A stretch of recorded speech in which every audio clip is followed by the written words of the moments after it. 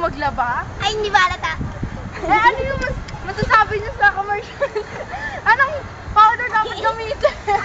SP Quintana! Quintana! Quintana! Quintana maglaba! 5 piso kada kilo! Huli tayo! Ngayon, alam mo na ang gagamitin mo, Ano ang ginagawa ng Quintana powder? Naglalaba at lalaki ang asim yung mukha. Bakit nagiging maasim? Anong konektado nun?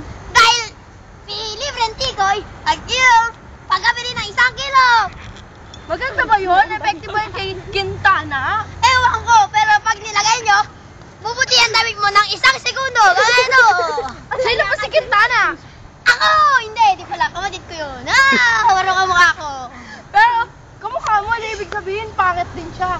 Oo, pero mas pangit pa ng maasim pa kaya. Ba't parang may connection sa dato puti yan? Oo, syempre. Kasi, pag bumili ka ng Quintana Laundry, merong libreng isang sachet ng Quintana suka. Para pag inanom mo, napaka-asim, kahit isang patak lang.